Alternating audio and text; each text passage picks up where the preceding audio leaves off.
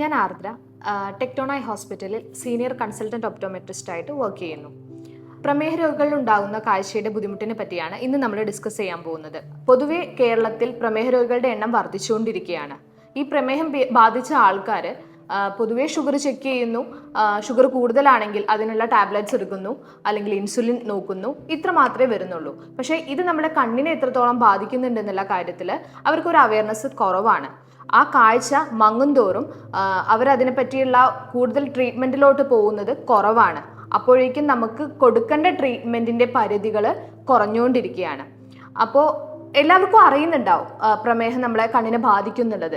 അത് എങ്ങനെ ബാധിക്കുന്നു, എപ്പോൾ ബാധിക്കുന്നുള്ള കാര്യത്തിലാണ് നമ്മളിവിടെ ഡിസ്കസ് ചെയ്യാൻ പോകുന്നത്. നമ്മുടെ മറ്റ് ശരീരഭാഗങ്ങളെ ബാധിക്കുന്നതിലും വേഗത്തിലും ആഴത്തിലുമാണ് കണ്ണിനെ ഷുഗർ ബാധിക്കുന്നത്. ഇനീഷ്യൽ സ്റ്റേജിൽ പ്രത്യേകിച്ച് ബുദ്ധിമുട്ടുകളോ ലക്ഷണങ്ങളോ പേഷ്യൻസ് പറയണമെന്നില്ല. പക്ഷേ ചില പേഷ്യൻസ് പറയുന്ന ഒരു ബുദ്ധിമുട്ടുകളാണ് കണ്ണിൻ്റെ മുന്നിൽ കൂടെ ഒരു പ്രാണി മുന്നോട്ട് അങ്ങോട്ടും ഇങ്ങോട്ടും പോവുക എന്നുള്ളത്, അല്ലെങ്കിൽ കാഴ്ച മങ്ങുന്നുണ്ട്, അല്ലെങ്കിൽ ചില ലൈറ്റിലോട്ട് നോക്കുന്ന സമയത്ത് അവർക്ക് വൃത്താകൃതിയിൽ തോന്നുക, അങ്ങനെയുള്ള ബുദ്ധിമുട്ടുകൾ ചില പേഷ്യൻസ് പറയാറുണ്ട്. പക്ഷേ ഭൂരിഭാഗവും അവർക്ക് പ്രത്യേകിച്ച് ലക്ഷണങ്ങളൊന്നും കാണിക്കാറില്ല. പ്രമേഹം നമ്മളെ കണ്ണിനെ ബാധിക്കുന്നത് 2 തരത്തിലാണ്. ഒന്ന് സ്റ്റേജ് 1 നോൺ പൊലിഫറേറ്റീവ്, അതായത് രക്തക്കുഴലുകളുടെ വ്യാപനമില്ലാതെ. രണ്ടാമത്തെ സ്റ്റേജ് എന്ന് പറയുന്നത് പ്രൊലിഫറേറ്റീവ്, രക്തക്കുഴലുകളുടെ വ്യാപനം കൂടിയ അവസ്ഥയാണ്. അപ്പോൾ സ്റ്റേജ് 1-ലുള്ളൊരു പേഷ്യൻ്റ് ആണെന്നുണ്ടെങ്കിൽ അവരുടെ ഷുഗർ കൺട്രോൾ ചെയ്ത്, രക്തത്തിലുള്ള കൊഴുപ്പിൻ്റെ അളവും കൺട്രോൾ ചെയ്ത്, പ്രഷർ കൺട്രോൾ ചെയ്ത് അവരെ ആ ഒരു ട്രീറ്റ്മെൻറ്റിലോട്ട് കൊണ്ടുപോയി കഴിഞ്ഞാൽ ആ സ്റ്റേജ് 1-ൽ അവരുടെ ട്രീറ്റ്മെൻറ്റ് നമുക്ക് കൺട്രോൾ ചെയ്ത് പോകാൻ കഴിയും, സ്റ്റേജ് 2-ലോട്ട് കൊണ്ടുപോകാതെ. ഇപ്പോൾ സ്റ്റേജ് 2-ലുള്ള ഒരു പേഷ്യൻ്റ് ആണെന്നുണ്ടെങ്കിൽ അവരുടെ കണ്ണിലുള്ള രക്തയോട്ടം നിലയ്ക്കുകയും അത് രക്തക്കുഴലുകളുടെ വ്യാപനം കൂടുകയും ലേസർ ചികിത്സയിലോട്ട് അവരെ കൊണ്ടുപോകേണ്ട ആ ഒരു ട്രീറ്റ്മെൻറ്റ് കൊടുക്കേണ്ട ഒരു അവസ്ഥയിലോട്ട് മാറുകയും ചെയ്യുന്നുണ്ട്.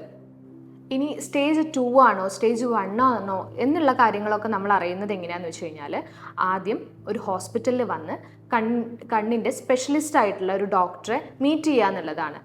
ആദ്യം ഡോക്ടർ മീറ്റ് ചെയ്യുന്നതിന് മുന്നേ അവരുടെ കാഴ്ച പരിശോധിച്ച് കണ്ണിൻ്റെ പവർ തീരുമാനിച്ചതിന് ശേഷം ഡോക്ടറുടെ നിർദ്ദേശപ്രകാരം കണ്ണിൽ മരുന്നൊഴിച്ച് ചെക്ക് ചെയ്യണം. പലപ്പോഴും പേഷ്യൻസ് വരുന്ന സമയത്ത് കണ്ണിൽ മരുന്നൊഴിക്കണം, നിങ്ങൾക്ക് മങ്ങലാന്ന് പറയുമ്പോൾ, മങ്ങലുണ്ടാവും എന്ന് പറയുമ്പോൾ അവർ പറയും എന്നാൽ ഇന്ന് വേണ്ട, ഇപ്പോൾ വേണ്ട എന്നുള്ളത് പറയും. പക്ഷെ അത് നിങ്ങളുടെ ഭാവിക്കും നിങ്ങളുടെ കാഴ്ചയ്ക്കും വേണ്ടിയിട്ടാണെന്നുള്ളൊരു കാര്യം നിങ്ങൾ മനസ്സിലാക്കേണ്ടതാണ്.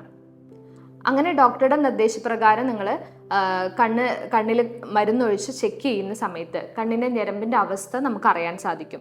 ഒന്നുകിൽ ഷുഗർ നമ്മളെ കണ്ണിനെ ബാധിച്ചിട്ടുണ്ടാവാം, അല്ലെങ്കിൽ നിങ്ങൾ സ്റ്റേജ് 1-ലായിരിക്കും, അല്ലെങ്കിൽ നിങ്ങൾ സ്റ്റേജ് 2-ലായിരിക്കും. അത് എത്രത്തോളം ഉണ്ട് എന്നുള്ളത് നമുക്ക് അറിയാൻ സാധിക്കും. ഇപ്പോൾ സ്റ്റേജ് 1-ലാണെങ്കിൽ ഞാൻ നേരത്തെ പറഞ്ഞ പോലെ തന്നെ ഷുഗർ കൺട്രോൾ ചെയ്തിട്ടും, അതുപോലെ അനീമിക് ആണെന്നുണ്ടെങ്കിലും രക്തസമ്മർദ്ദം ഉണ്ടെന്നുണ്ടെങ്കിൽ അതെല്ലാം കൺട്രോൾ ചെയ്തിട്ടുള്ള ഒരു ട്രീറ്റ്മെൻറ്റിലാണ് സ്റ്റേജ് 1-ൽ ഉണ്ടാവുന്നത്. ഇനി സ്റ്റേജ് 2-ലോട്ട് മാറുകയാണെങ്കിൽ ഞാൻ നേരത്തെ അതേ പറഞ്ഞ പോലെ നമുക്ക് ചിലപ്പോൾ ലേസർ ചികിത്സയിലോട്ട് പോകേണ്ടി വരും. എന്താണ് ലേസർ? കണ്ണിലോട്ട് അതിശക്തമായിട്ടുള്ള ലൈറ്റ് അടിച്ച് ഈ രക്തക്കുഴലുകളുടെ വ്യാപനം കരിയിച്ച് കളയുന്നതിനെയാണ് ലേസർ എന്ന് പറയുന്നത്. ആ ലേസർ ചെയ്യുന്ന സമയത്ത് നമുക്ക് ഉള്ള കാഴ്ചയെ നിലനിർത്താനേ സാധിക്കണം എന്നുള്ളൂ, മുന്നേ ഉള്ള കാഴ്ചയെ നമുക്ക് കൊണ്ടുവരാൻ സാധിച്ചു എന്ന് വരില്ല. ഇതാണ് ലേസർ ചികിത്സ എന്ന് പറയുന്നത്.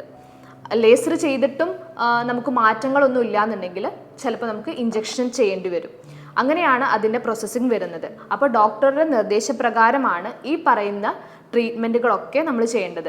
ട്രീറ്റ്മെൻറ്റ് ചെയ്തില്ലെങ്കിൽ രക്തക്കുഴലുകളുടെ വ്യാപനം കൂടുകയും കണ്ണിലോട്ട് രക്തം ഇറങ്ങി നമ്മുടെ കാഴ്ച പൂർണ്ണമായിട്ട് നഷ്ടപ്പെടുകയും അത് കണ്ണിന് വലിവ് സംഭവിച്ച് വിട്രക്ടമി എന്ന് പറഞ്ഞിട്ടുള്ള സർജറി ചെയ്യേണ്ടി വരും. അതായത് നമ്മൾ ലെൻസിൻ്റെ ബാക്കിലുള്ള ഒരു കൊഴുത്ത് ദ്രാവകം എടുത്തു മാറ്റി അവിടെ നമുക്ക് സർജറി ചെയ്യേണ്ട ഒരു ഘട്ടം വരികയാണ് ചെയ്യുന്നത്.